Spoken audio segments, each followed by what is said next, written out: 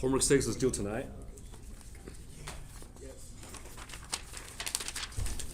FAQs.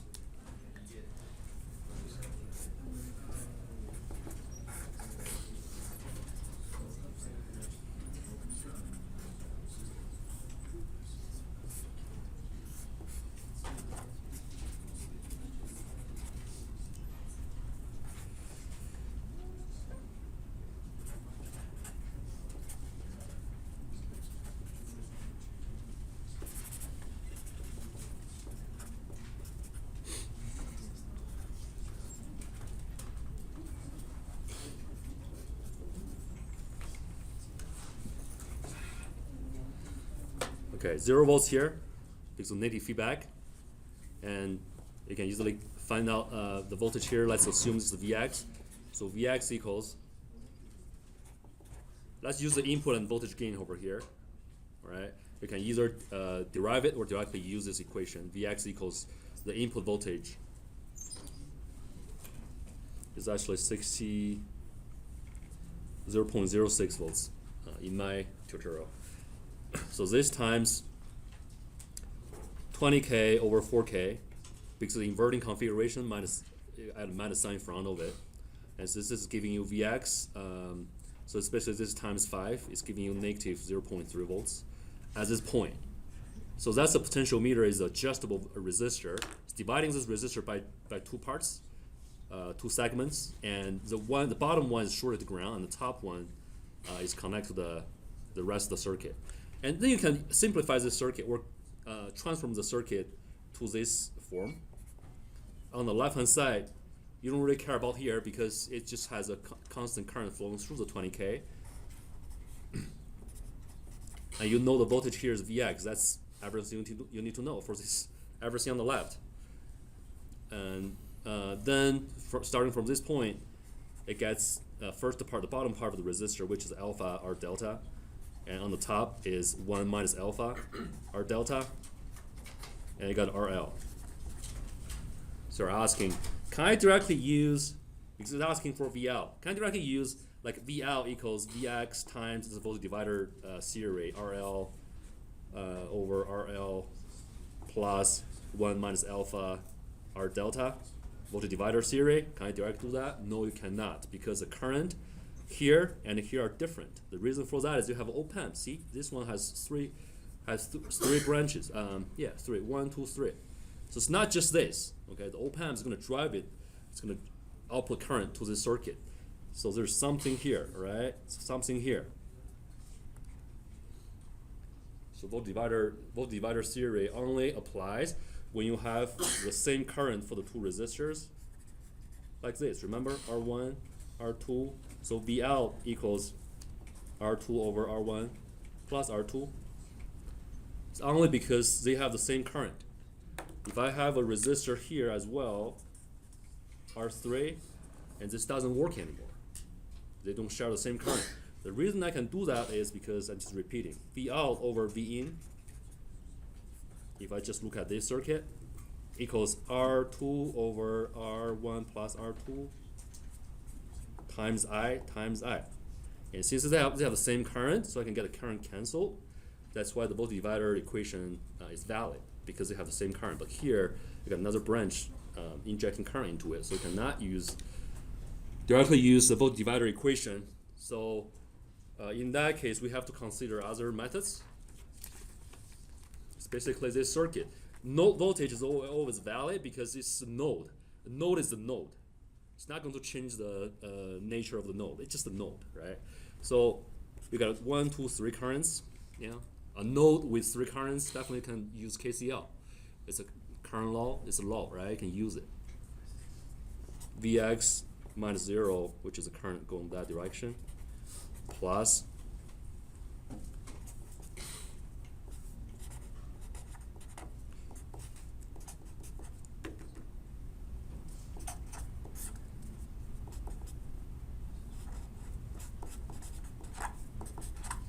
okay, that's it. So it's giving you that alpha is in the range from 0.25 to 0.8. Okay, so in that case, you just plug in these 2 numbers in here individually. no, just one by one, and find out VOs. See which one is the minimum, which one is maximum, right? Which one's larger, which one's smaller. Then that's gonna give you the answers. Or if it's asking you if the alpha is not given, for example, for part C or something, I forgot. So if alpha is not restricted, for example, it's not restricted during this range, it's asking you what's the value of alpha will saturate your output. So when you are doing this type of problem, it could be this problem, could be anything in homework 6, not tutorial 6. So when it's asking you like other parameters, it could be a voltage, right? So which voltage is going to saturate output? Which parameter will saturate output? So the way to do that is just to plug in the saturated voltage to the VL in the equation and gets calculate back. You can find the voltage, you can find these little ratio here as well. Doesn't matter. So you are asking like what are the maximum or minimum voltages you can have for VL? It's already provided. Just look at the power, right? It's bottom and top rails. It's either minus 12 or plus 12. You know, I don't know which one is going to give you a maximum or minimum. I just plug in plus 12 and minus 12 individually and find out which one is smaller, which one's bigger, right? So that will be the maximum minimum. Make sense? So it's either calculating that way or calculating that way. It's basically just one equation. It's way easier than whatever circuits we dealt with before in the exam 1. What's that? In the homework it says R delta has a maximum value of 120k ohm. Mm-hmm. How does that throw in all of this? Which one? For the one we're working on right now. Oh. What parts? That's just in the problem statement. Okay. Yeah. That's a resistor, right? Because resistor's range, it's adjustable resistor. Have you used the potentiometer before? Probably not. So it's adjustable resistor. The range out R delta is 120k. That's the whole resistor, but you have a wiper in the middle. So how that works is you have a resistor, but you have a wiper in the middle. You can move it up and down. If you move it here, right, then the equivalent circuit becomes this. A wire and whatever the bottom part. That's the same circuit. And you have a wire in the middle. This is the same circuit. I know we don't have a lab. Yeah, I think circuit 1 should have a lab. We don't have a lab. So you haven't used a potentiometer before, right?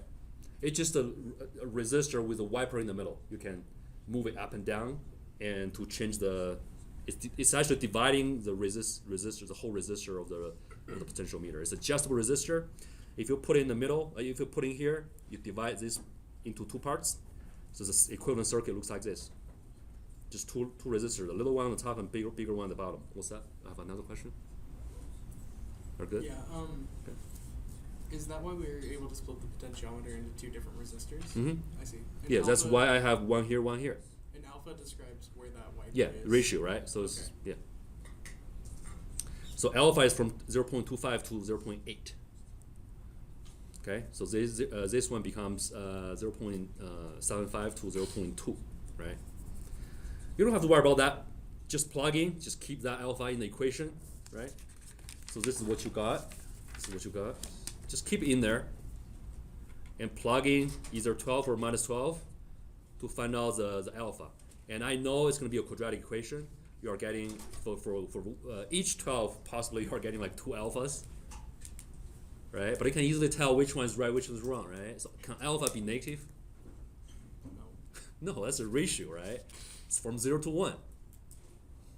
Can that be lower than, bigger than 1? No. The maximum is 1. It's a ratio, right? It's either it's 25%, 80%, 30%, 50%. It's a percentage, right? So you plug in these 2 numbers, find out multiple alphas. I believe there's just only one alpha looks right. It has to be, so alpha has to be larger than 0 and smaller than 1, right? Any questions on this? Any other questions on this? be careful when you do the calculations. There's a lot of algebra in there. And for another one, the summing circuit.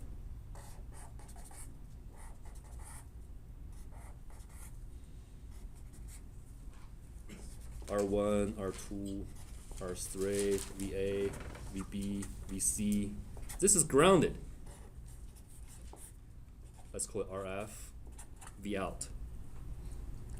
It's no fundamental difference compared to the previous ones. The only difference is you have more branches, but they're all contributing currents to that node, just simply using KCL. You got a 1 current, 2 currents, 3 currents, 4 currents, and 1 current going out. That's it. You can easily find out V out. So it's VA minus, because this voltage is, it's called VD in the circuit. So VD will be measured here because of 2 reasons in interview questions. The first one is because negative feedback. What's the second reason? Infinite. What? AOL. So VD will be measured. Just keep that in mind. VD is here. You got a VA minus VD over R1. That's the current going, first current, and plus VB minus VD over R2, plus VC minus VD over R3, plus this level thing as well, so 0 volts is grounded. 0 minus VD over R4. That equals, because the current is not going into the op-amp, since the input resistance is super high, so current will go here and go to the go through that feedback resistor, and that will give you VD minus V out over RF. And all these voltages are given.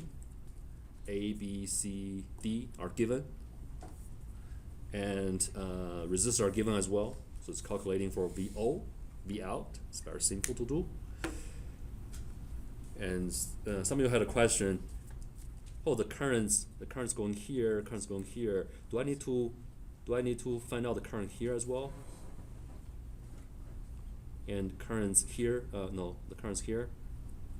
Do I need to find out the current there as well? Yeah, just make it simple. It's just there are all these wires, they are shorted to one single node. It's just one voltage. How did you treat this problem? Like I told you guys, it's just one node, right? KCL is just one node. Just melted. Okay, it's gonna shrink to one node. Why do you care about this wire? You don't have to care about it.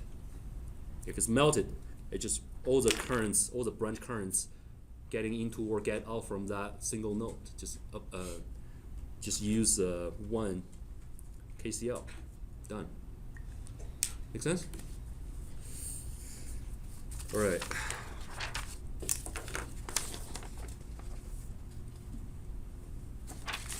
Okay, for this problem, it's a very similar problem, right? And this resistor is the voltage divider because there's no current here. So just one current. You can easily find out the voltage here. And because of the negative feedback and infinite open loop gain, so this voltage will be measured to here. And this is grounded. Same problem. Over and over again. What about this one? Let's go through this really quick.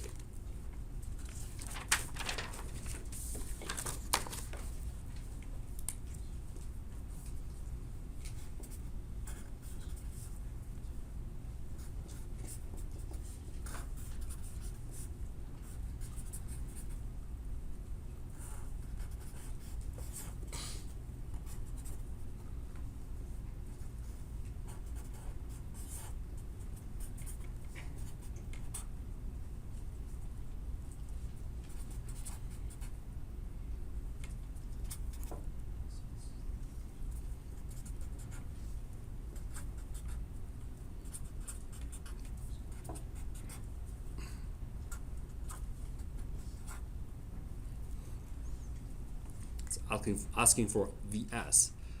What's the value of Vs will saturate V out? Or maybe they have other questions, doesn't matter, because Vs is not given, I think. No. But let's just find out the equation to build a relationship between VL and VS. This is very simple linear circuit, right? It's forming a loop here, and no current going inside. So if you isolate this part and just draw it here, it looks like this.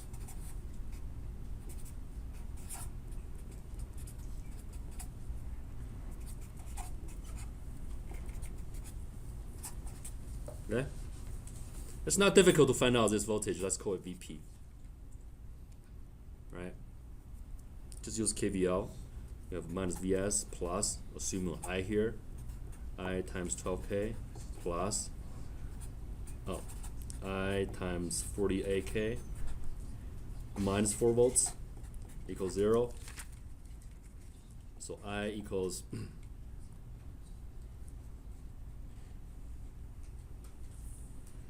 VS plus 4 over 60K, right? And because you know here is minus 4 volts, and now the current is already calculated, so definitely you know VP is minus 4 volts, right? Being boosted because it's dropping from here to here, so it's being boosted the other in the opposite direction. So it's minus 4 volts plus I times 48K. Right, plug this in here. So I got VP. So VP is calculated. So VP is measured here because it's negative feedback and infinite open loop gain. You know 0 volts here and then everything. So you can easily find out V out. It's the same thing. It's a current flowing. Go to V out, right?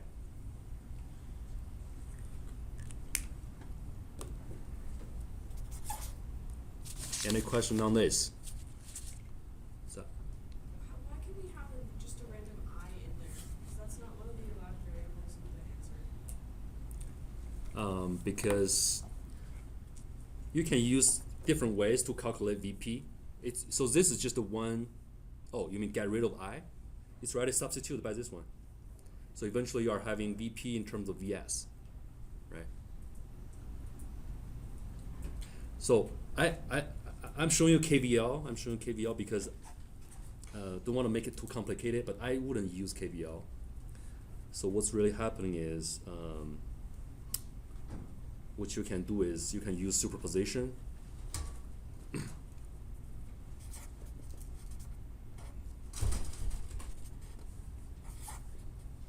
Minus plus 4 volts.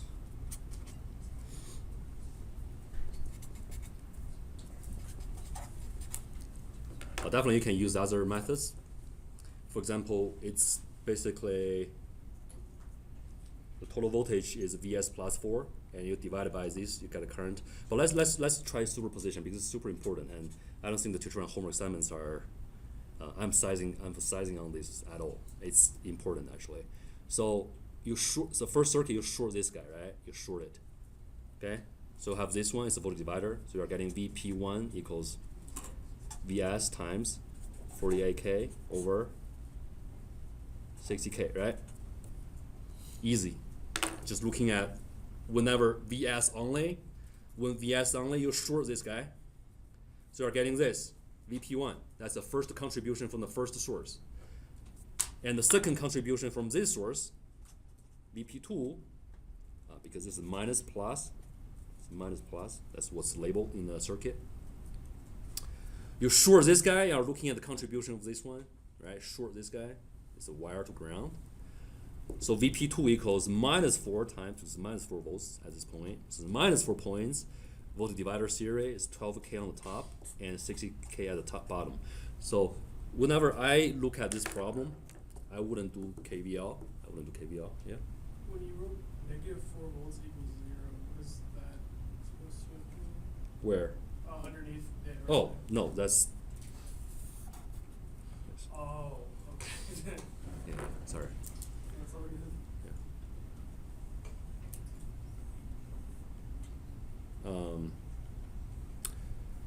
So VP1, contribution from VS, VP2, looking backwards. contribution from minus 4 volts. Since I can directly see it, I don't even need to write it down. So what I usually do is I will just look at it and directly write down VP equals, right? VP equals this one, go to divider, it's going to be VS times 48K over 60K plus this, it's going to be minus 4 times 12K over 60K. That's it. That's what I usually do, right? Superposition. Make sense? Any questions on this problem?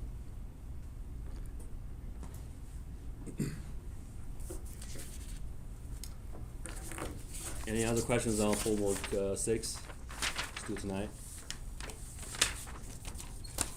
All good?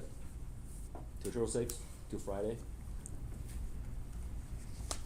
Let's see. Oh, yeah, what's that? When you were deriving VP1 and VP2, you were using superposition? Mm-hmm. So you were like removing one voltage and all? Yeah, we remove one at a time. So voltage source has a 0 internal resistance. That's why you short it if you are not using it.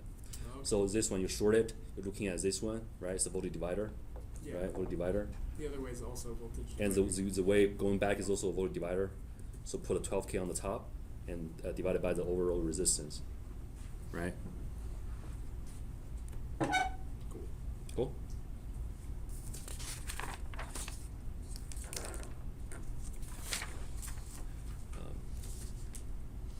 Tutorial 7.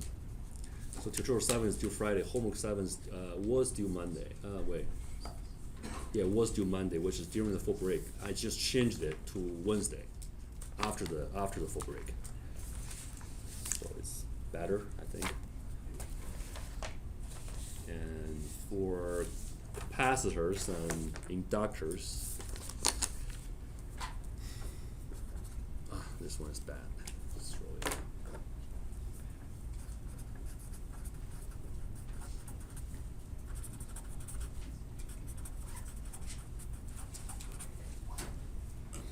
Capacitor inductors. Do you know that the capacitor is just two metal plates with the dielectric material in the middle, and the dielectric material,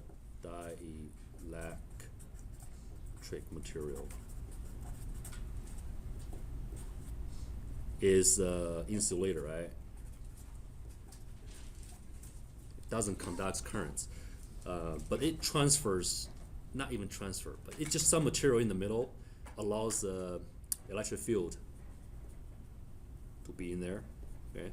And so the capacitance equals, is it epsilon A over D, right? Sometimes you see epsilon A over T. So D is distance between the two plates.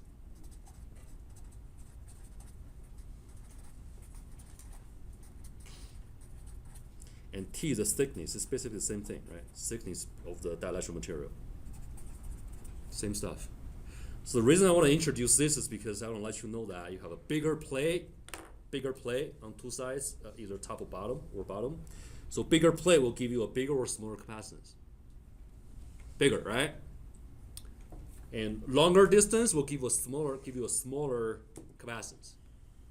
Okay? If you keep them closer to each other, it's giving you a bigger capacitance. If you keep them more apart away from each other, it's giving you a lower capacitance. What's that? What does the variable E represent? Oh, epsilon. Don't challenge my English. Epsilon must be wrong. I don't know. I think it's Greek, so it's not even. Yeah, it's a constant depending on the material, whatever material put in the filler you're putting in there, right? It's a constant. What's that? Is that always like a known constant, or is It's a known constant depending on the material, right? I see. It's the interface material. Yeah, it's the interface material. If you purchase a capacitor, you can definitely look at the data sheet to find out this parameter. But usually you don't care about it. If you buy a capacitance in DigiKey, you just search for that specific capacitance, like 1 microfarads, 1 nanofarads, and directly just use it, right? So it's important to know that, because if you have a parallel capacitor, okay? C1, C2, what's the overall cap?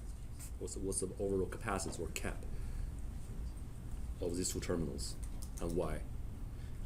So you can imagine.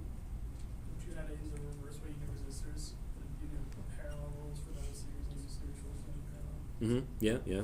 So for parallel capacitors, it's basically have two capacitors in parallel, right? Okay. So you can imagine that these plates are just connected. Okay. So are getting getting the area doubled, right? Getting the area doubled, or it's getting the area getting added to each other. So eventually the area is getting added. So it becomes C1. For example, C1 is epsilon. Just assuming they have the same material in the middle. A1 over D, they have the same distance. So C2 is epsilon A2 over D. So C1 plus C2 equals epsilon over D, A1 plus A2, right?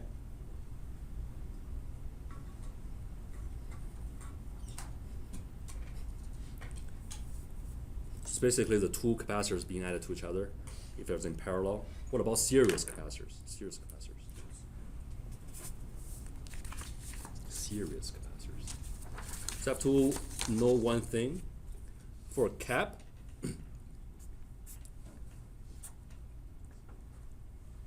I, we usually model the I is the current flowing into the cap.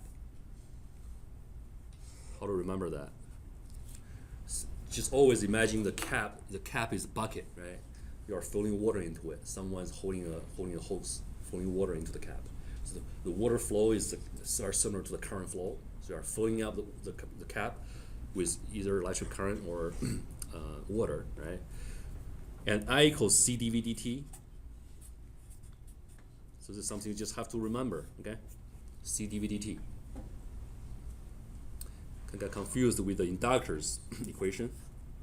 Inductor, we also model the current flowing into the inductor, but the voltage is from the node that has a current flowing in. So V equals L, the inductance, d I dt. Can get confusing easily, but not too bad because these are the only two we need to care about for now. Remember that? C dV dt, C dV dt, C dV dt. Just repeat it for 100 times. If you remember this one, this is not difficult because you are flipping these two, right? For inductor, it's V is L di dt. You just have to switch the current and voltage. But if you remember this one, you know what's going on here, okay? You have a question? Anyone has a question? No? So for series, since we know parallel capacitors are giving us the capacitance, so C, the overall or the C equivalent equals C1 plus C2, right? What about series capacitance? Let me see if I can derive it. So for example, the C1 is the C2. Okay, so it could be a little bit challenging for beginners to understand how AC current can get through the capacitors, how that works. Can DC current go through capacitors? No, it's a disconnect circuit. So what's going on if you have a DC voltage, like 5 volts, for a while, it's sitting there for 100 years. Do you have any current flowing into it? No, it's a DC voltage. It's already stabilized.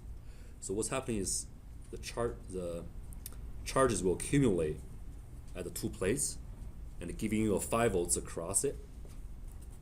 Does that make sense? You still have a voltage across it, but you don't have current. After a long time, you turn it on.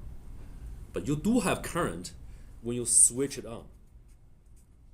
It happens very quickly, especially when you have a resistor there, a little resistor. Doesn't matter how much. But the wires, they're not perfect wires. They don't have a resistance, right? So if you close it,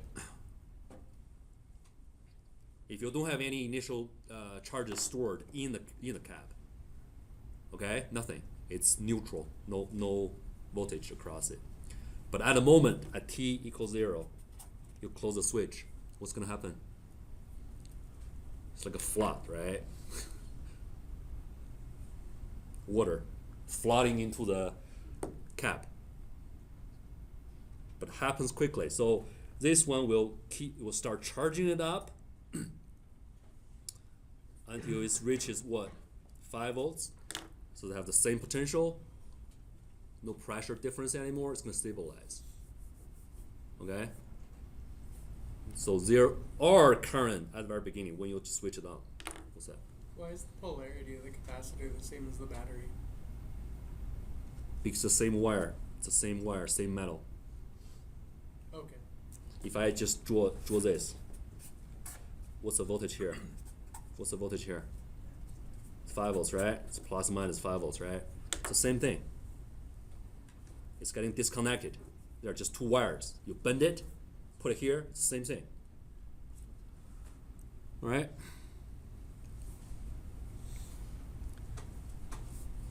So the reason that you are getting current flowing through the cap is not because physically it gets current flowing through the dielectric material. It's impossible. It's impossible to get any current flow through the insulator, right?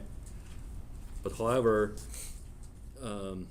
capacitors is a short circuit for AC. You will hear about this for a lot in the future. So capacitor is a short circuit for AC voltage, because if you switch it on and then you switch it off, like you pay someone to do this $15 an hour, do it quickly. All right, it's going to be an AC signal. So you always get current flow through the cap. It's actually not through the cap. It's just coming back and forth. So it seems like it's going through. Why? Because you are also getting current here as well, right? So what's happening is, for example, here's a plate. Plate is a metal, right? The metal plates for the cap, they are metal. So they have charges. So whenever you switch this on to a positive voltage, and whenever the positive charges are being dumped into this plate, although, so definitely it's going to attract the negative charges, but at the same time, what's going to happen on the other side? It's going to repel what? Because positive charges are arriving at this plate, so what's happening is the positive charge, the same amount of positive charges will be repelled to the other direction. So it seems like current goes through. But actually it's not the whatever charge is over here. It's the charge is being repelled from this plate. Make sense? It's not physically getting through. It's the electric field controlled. It's repelling. It's like pushing, you know. Whenever it comes back, it's attracting them back. So whenever you're getting alternating voltage, it's being duplicated here as well. It's just because it's repelling and attracting back. It's not physically going through. There's no way it's able to getting through. Okay, that's how that works. So given that, we know the capacitors can conduct AC voltage because of this, right? I know it's magical, but it works. Okay, so they are in series. AC signal is going to pass, and they follow the same series connected, like series resistors or other components. They have the same current. So if we want to look at the C equivalent, equals what? Oh, C equivalent equals what? No, I don't want to do that. So let's just say they share the same I, right? So I equals what? I equals C equivalent times what? C dV dt, right? C dV dt. C dV dt. That's over OV, right? However, they are in series, so every single one has an individual V here, right? So this becomes what? C equivalent times dV1 dt plus dV2 dt. C dV dt. So what is this? Because I, it's the same I, it's the same I overall and the same I for every single capacitor as well. It's in series. So I also equals C1 dV1 dt So move this here. dv1 over dt is this. Plug in. So you are getting C equivalent times what? I over C1 plus I over C2. They have the same I. Keep that in mind. Same I. Okay? Then look on the left. You got this I canceled. Right? So this becomes 1 equals C equivalent times 1 over C1, oh, C2 here, plus 1 over C2.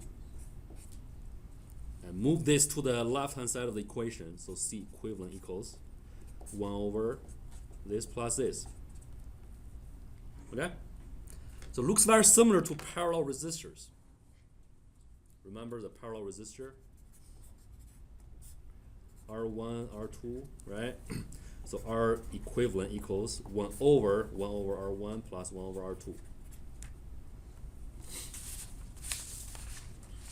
Right?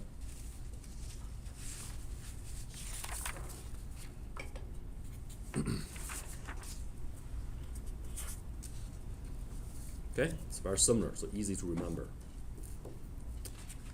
Okay? Let's look at some of the problem in tutorial 7. See if that makes sense.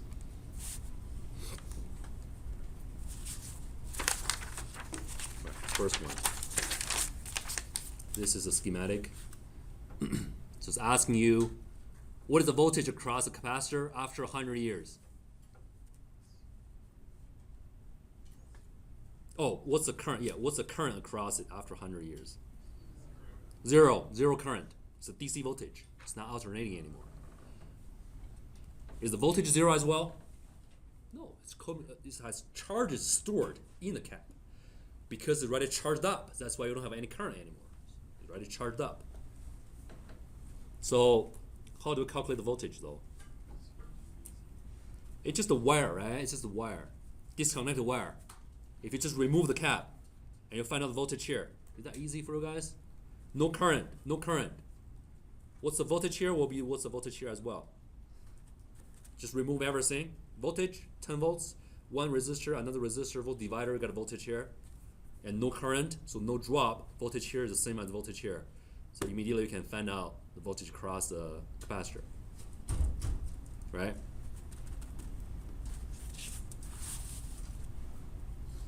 This one. That's a voltage chart. It's giving you a voltage like this for this circuit. So that's a voltage source voltage. Remember for capacitor, what's the equation? We model it. Which equals which? I was just gonna ask, what unit? What is the F? What unit is that? F. D is equal to 2U F. Oh, that's microfarads.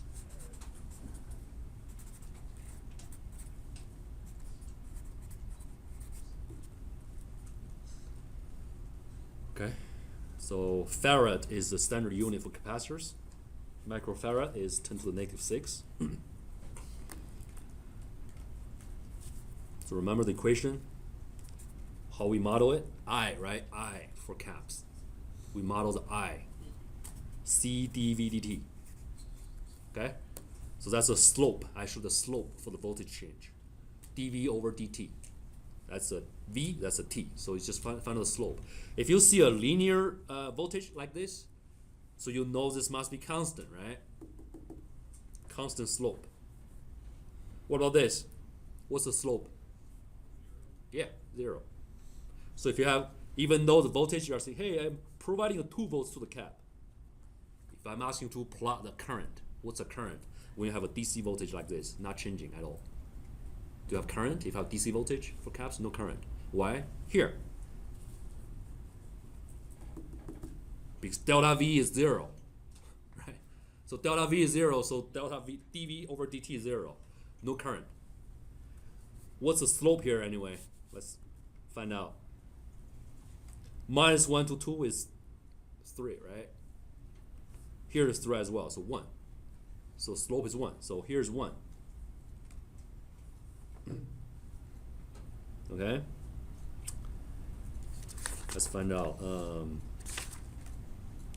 And C is this. Just let me know what's the result for this part. What is the current for this part?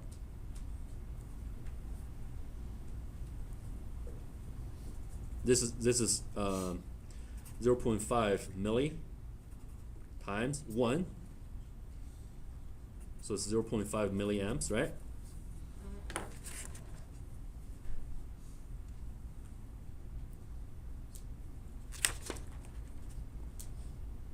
Okay, DC and 0.5 and milliamps. Make sense? And for this part, slope is 0, that's why current is 0, no currents, 0. Okay? And for here, what is the slope? So it's 2 over what? 1, 2, 3, 4, 5. So 0.4, right? Okay? 0.4 times, what's that? So it only drop 1, shouldn't it be 1/5? 2. Oh, you mean here? It goes from 2 to 1, right? Yeah, 2 to 4, right? 1, 2, 3, 4, 5. 2 to 5. So slope is 5. Oh, 0.4. 2 to 5, right? So 0.4 times 0.5 milli, and you are getting 0.2, right? Milliamps. So 0.2 milliamps. DC. Oh, minus, sorry, minus. The slope is minus. So that's why it's minus 0.2 milliamps. So minus 0.2 milliamps. Make sense? Right? So you can also calculate back, since you know I equals C dV dt. So V equals 1 over C. No, integrate I dt.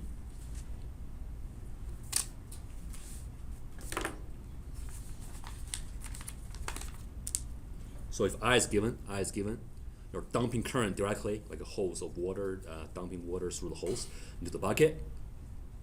Directly do it.